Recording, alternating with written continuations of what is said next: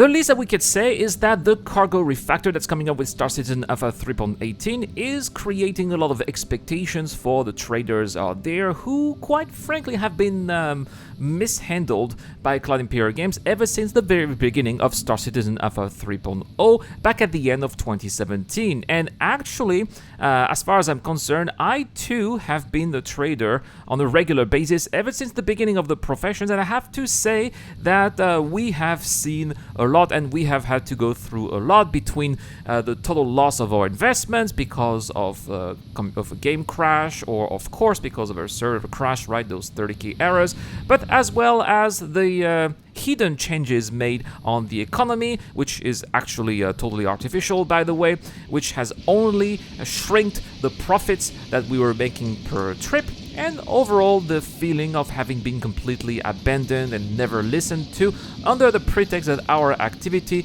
is not benefiting Squadron 42, and that in fact it depends on Tony Zurovic's simulation, which, by the way, we haven't heard about for quite some time. So yeah, as you can guess, there are quite a lot of expectations regarding Star Citizen Alpha 3.18.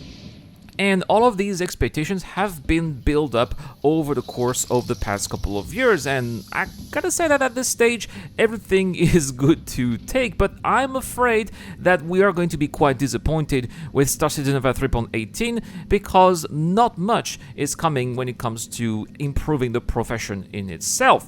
For example, we have learned in a recent episode of Inside Star Citizen that the cargo refactor is actually going to be just a physicalization of the freight containers, along with a conversion to building blocks of the flash interfaces of the trade terminals that we've had since the beginning.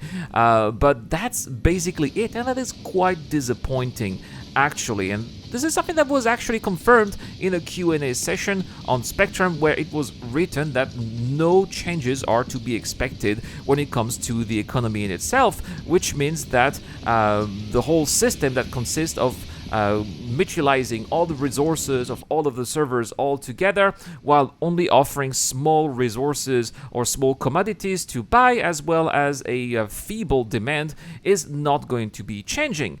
Also, the prices of commodities, which is determined in a totally arbitrary fashion, is also going to stay. So after all these years, by telling us that the cargo refactor is going to be changing the profession, it turns out that everything is going to be the same. We're not going to have any dynamic offer and demand that we've been shown for a couple of years. And why? Simply because, and this is the reason that we were told, because the timers, the cargo timers, have not been finished. And yes, this is the excuse that was given us to justify the absence of dynamic economy in 3.18. So what's really missing here to make the economy alive and basically get the concept that we have been given almost 10 years ago, or we've been revealed to almost 10 years ago? Well, first, I think that in order to have the economy that's going to be dynamically simulated here, we need server meshing, and of course that is required because the information from one server will have to be dynamically given to other servers, all of that in real time, and server meshing is going to be needed for that. But there are other features that do not need server meshing. For example, the cargo timers do not need server meshing for that, as well as, for example, freight elevators, which are going to prevent cargo boxes from magically appearing in ships. Instead, they will be appearing on a platform that will be coming from an elevator, right? So all of that here is also not coming in 3.18, and I think that we also need NPCs that will be able to load in and out cargo boxes to ships, and that is also not the case because NPCs need to be a little bit more autonomous right now, and they need to be able to do more things than just running around and just shoot.